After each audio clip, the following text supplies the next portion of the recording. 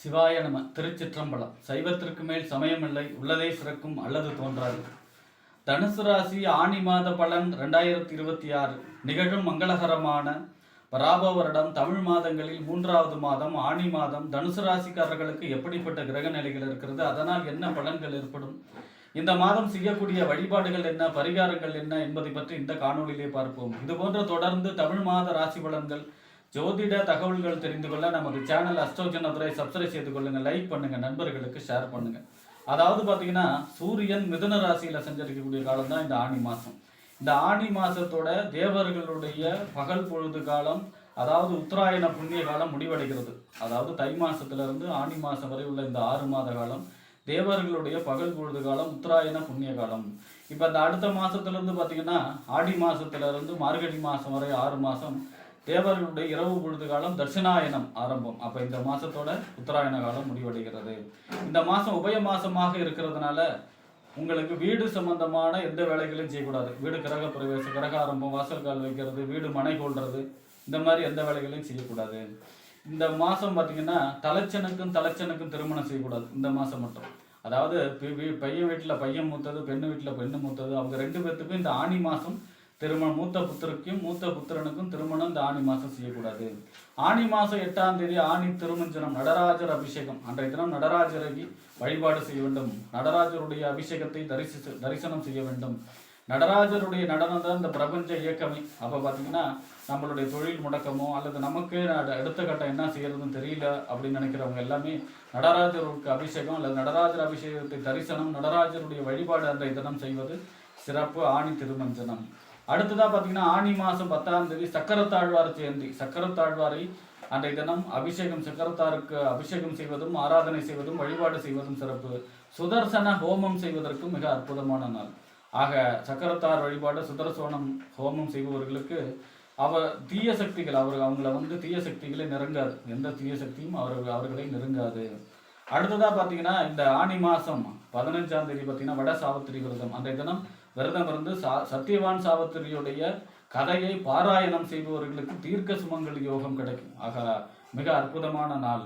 ஆக இப்படிப்பட்ட சிறப்பு வாய்ந்த இந்த ஆணி மாசத்துல தனுசு ராசியை பொறுத்த வரைக்கும் உங்க ராசிக்கு 5ஆம் இடம், புத்திரஸ்தானம், புத்தி, சிந்தனை, செயல்திறன், பதவி, விளையாட்டு இதெல்லாம் சொல்லக்கூடிய 5ஆம் இடத்திற்கும் 12ஆம் இடம் என்று சொல்லக்கூடிய விரயஸ்தானம், அயன சயன போகஸ்தானத்துக்கு அதிபதி யாரு அப்படின்னா செவ்வாய். இந்த செவ்வாய் 5ஆம் இடத்திலே ஆட்சி பெற்று மூலத்திரிகோண வீட்டில் சஞ்சரிக்கிறார் 6ஆம் தேதி வரை. அதன் பிறகு உங்க ராசிக்கு 6ஆம் இடத்துல மறைகிறார்.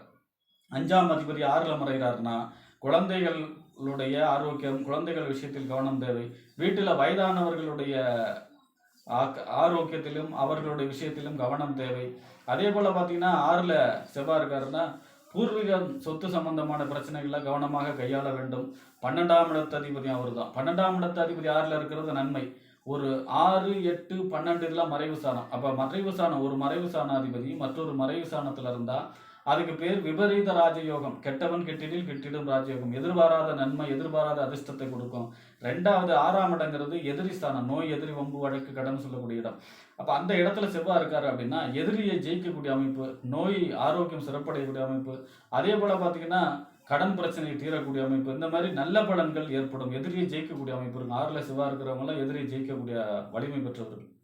அடுத்ததாக பார்த்தீங்கன்னா உங்கள் ராசிக்கு 6ஆம் இடத்திற்கும் 11ஆம் இடம் என்று சொல்லக்கூடிய லாபஸ்தானம், மூத்த சகோதர ஸ்தானம், அபிலாஷைகள் பூர்த்தியாகக்கூடிய இடத்துக்கும் அதிபதி யாருன்னா சுக்கரன். சுக்கரன் உங்க ராசிக்கு 8ஆம் இடத்துல உங்க ராசிநாதனோட செஞ்சிருக்கிறார். ராசிநாதன் உச்சமாகி 8ஆம் இடத்துல செஞ்சிருக்கிறார் குரு. அதோட சேர்ந்து இந்த 6க்கும் 11 கூடிய சுக்கரன் உங்க ராசியில ராசிக்கு 8ஆம் இடத்துல சேர்ந்து 20ஆம் தேதி வரை செஞ்சிருக்கிறார். பொதுவா 6ஆம் இடத்து அதிபதி 8ல் செஞ்சிருக்கிறார் அப்படிங்கும்போது நன்மை என்ன நன்மை? உங்களுக்கு எதிர்பாராத அதிர்ஷ்டம், விபரீத ராஜயோகம் செயல்படும். கெட்டவன் கெட்டிடில் கெட்டிடும் ராஜயோகம், விபரீத ராஜயோகம், எதிர்பாராத நன்மை, அதிர்ஷ்டம் இந்த மாதிரி செயல்படும். அதோட பெரும் பணத்துக்கு அதிபதி உங்க ராசிநாதன் குரு, கையிருப்பு பணத்துக்கு அதிபதி சுக்கரன். அவங்க 2 பேரும் சேர்ந்து சஞ்சரிப்பது, அதிலும் உங்க ராசிநாதன் உச்சமாக சஞ்சரிப்பது மிகப்பெரிய எதிர்பாராத அதிர்ஷ்டம், எதிர்பாராத நன்மையை கொண்டு வந்து சேர்க்கக்கூடிய மாதமாக இந்த ஆணி மாதம் தனுசு ராசிக்காரர்களுக்கு அமையும்.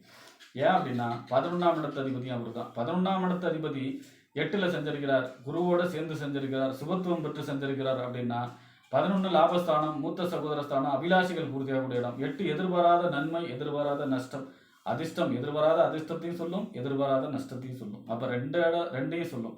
இப்போ 11ஆம் இடத்ததிபதி அங்கே 8ல் சஞ்சரிக்கிறார், குருவோட சேர்ந்து சுபத்துவமாகி சஞ்சரிக்கிறார். சுக்கிரனே முக்கால் சுபர் தான். அந்த வரிசையில் எதிர்பாராத அதிர்ஷ்டம், எதிர்பாராத பெரிய அதிர்ஷ்டம், ரேஸ் லாட்டரி இந்த மாதிரியான குறுக்கு வழி ஈடுபாட்டில் மிகப்பெரிய தனலாபம் வந்து சேரக்கூடிய அமைப்பையும் இந்த மாதம் தனுசு ராசிக்காரர்களுக்கு சொல்கிறது. 20ஆம் தேதிக்கு அப்புறம் இந்த சுக்கிரன் உங்கள் ராசிக்கு 9ஆம் இடம் என்று சொல்லக்கூடிய தந்தை ஸ்தானம், பாக்கிய ஸ்தானம், தொலைதூர பயணம், உயர்கல்வி ஸ்தானத்தில் சஞ்சரிக்க போகிறார். இது அதை விட நன்மை தான். 6ஆம் இடத்ததிபதி 9ல் சஞ்சரிக்கிறார்னா தந்தையுடைய ஆரோக்கியத்தில் அக்கறை செலுத்த வேண்டும், பயணங்களில் கவனமாக இருக்க வேண்டும். இதுவே 11ஆம் இடத்ததிபதி 9ல் சஞ்சரிக்கிறார்னா நன்மை, திருமணம் சம்பந்தமான முயற்சிகள் கைகூடும், வெளிநாடு சம்பந்தமான முயற்சிகள் கைகூடுக்கும். அதே போல மூத்த சகோதர வழி அனுகூலம் இருக்கும், தொழிலிலே லாபங்கள் இருக்கும், பாக்கியங்கள் அதிர்ஷ்டங்கள் துணை புரியக்கூடிய மாதமாக இந்த மாதம் சுக்கிரனால தனுசு ராசிக்காரர்களுக்கு ஏற்பட போகிறது. அடுத்ததாக பார்த்தீங்கன்னா உங்கள் ராசிக்கு 7ஆம் இடம் வாழ்க்கை துணை ஸ்தானம், கணவன் அல்லது மனைவி ஸ்தானம், நண்பர்கள் ஸ்தானம், கூட்டு தொழில், சமூகம், வாடிக்கையாளர் சொல்லக்கூடிய இடம்.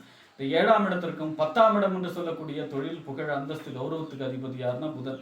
இந்த புதன் உங்கள் ராசிக்கு 7ஆம் இடத்துல ஆட்சி பெற்று சஞ்சரிக்கிறார் 8ஆம் தேதி வரை. பிறகு 8ஆம் இடத்துல சஞ்சரிக்கிறார். 15ஆம் தேதி வக்கரமாய் மீண்டும் 23ஆம் தேதி 7ஆம் இடத்திலே ஆட்சி பெற்று சஞ்சரிக்கிறார். அப்போ 7ஆம் இடத்தையும் 8ஆம் இடத்துலையும் மாறி மாறி சஞ்சரிக்கிறார் புதன் உங்கள் ராசிக்கு. பொதுவாக 7ஆம் அதிபதி 7ல் ஆட்சி பெறுவது நன்மை. குழந்தை பேரு, அதாவது 2வது குழந்தை, கரு உண்டாக்கக்கூடிய அமைப்பு, திருமண முயற்சிகள் கை கொடுக்கக்கூடிய அமைப்பு, கூட்டு தொழில நன்மைகள் ஏற்படக்கூடிய அமைப்பு, கமிஷன் ஏஜென்சி தொழில் செய்பவர்களுக்கு யோகமான காலம். ஏன்னா 10ஆம் இடத்து அதிபதியும் அவர் தாங்கிறதுனால பதவி பொறுப்பு கிடைக்கக்கூடிய அமைப்பு, தொழில், புகழ், அந்தஸ்து, கௌரவம் உயரக்கூடிய அமைப்பு, இந்த மாதிரி நன்மைகள் ஏற்படும். 8ஆம் இடத்துல ஒரு 8ஆம் தேதியிலிருந்து 23ஆம் தேதி வரை சஞ்சரிக்கிறப்ப மட்டும் மகாவிஷ்ணு வழிபாடு செய்ய வேண்டும். பெருமாள் கோயிலில் சென்று மகாவிஷ்ணுக்கு நெய்விளக்கேற்றி வழிபாடு செய்வது சிறப்பு, யோகத்தை செய்யும். அடுத்ததாக பார்த்தீங்கன்னா உங்கள் ராசிக்கு 9ஆம் இடம் பாக்கியஸ்தானாதிபதி. 9ஆம் அதிபதி யார் அப்படின்னா சூரியன். தந்தை ஸ்தானம், பாக்கியஸ்தானம், தொலைதூர பயணம், உயர்கல்வி ஸ்தானத்துக்கு அதிபதி சூரியன் உங்கள் ராசிக்கு 7ஆம் இடத்துல சஞ்சரிக்கிறார். 9ஆம் அதிபதி 7ல் சஞ்சரிக்கிறார்னா திருமணம் சம்பந்தமான முயற்சிகள் கை கொடுக்கும். சுற்றி திருமணம் நடக்கலேன்னு வந்துகிட்டு இருக்கவங்களாம் திருமணம் நடக்கக்கூடிய அமைப்பு, திருமணம் கைகூடக்கூடிய அமைப்பு, பொண்ணு இங்கே இருக்குது, மாப்பிள்ளை இங்கே இருக்குன்னு தெரியக்கூடிய அமைப்பு இருக்கிறது. அதே போல் பார்த்தீங்கன்னா தொலைதூர பயணம், வெளிநாடு சம்பந்தமான முயற்சிகள் எல்லாம் கை கொடுக்கக்கூடிய அமைப்பு, பாஸ்போர்ட் கிடைக்கிறது, விசா கிடைக்கிறது, வெளிநாட்டிற்கு வேலைக்காகவோ தொழிலுக்காகவோ அல்லது பார்த்தீங்கன்னா கல்விக்காக செல்லக்கூடிய வெளிநாட்டு சம்பந்தமான முயற்சிகள் கை கொடுக்கும். ஆக இந்த மாதம், இந்த ஆனி மாதம் அப்படிங்கிறது தனுசு ராசியை பொறுத்த வரைக்கும் ராசிநாத 8ல் உச்சமாக சஞ்சரிக்கிறதுனால எதிர்பாராத அதிர்ஷ்டம், எதிர்பாராத நன்மையை கொண்டு வந்து சேர்க்கக்கூடிய மாதம், எதிரிகளை ஜெயிக்கக்கூடிய அமைப்பும், ஆரோக்கியம் சீர்படக்கூடிய மாதம். அதே மாதிரி பார்த்தீங்கன்னா கோர்ட்டு கேஸ், வம்பு வழக்கெல்லாம் ஜெயிக்கக்கூடிய அமைப்பு, ஏன்னா 6ல் செவ்வாய் இருக்கிறதுனால. அடுத்ததாக பார்த்தீங்கன்னா கமிஷன் ஏஜென்சி தொழில் செய்பவர்களுக்கு யோகம், தொழில், அதாவது திருமணம் சம்பந்தமான முயற்சிகள் உங்களுக்கு வெற்றியை கொடுக்கக்கூடிய மாதம், குழந்தை பிறப்பு, கரு உண்டாக்கக்கூடிய மாதம். இந்த மாதம் அப்படிங்கிறது உங்களுக்கு அதிக அளவு வெளிநாடு சம்பந்தமான முயற்சி, எதிர்பாராத அதிர்ஷ்டம், ஆரோக்கியம் சீர்படக்கூடிய அமைப்பு, எதிரியை ஜெயிக்கக்கூடிய அமைப்பு, கோர்ட்டு கேஸ் எல்லாம் ஜெயிக்கக்கூடிய மாதமாக இந்த தனுசு ராசிக்காரர்களுக்கு ஆனி மாதம் அமையும் என்று கூறி விடைபெறுகிறேன். நன்றி, வணக்கம்.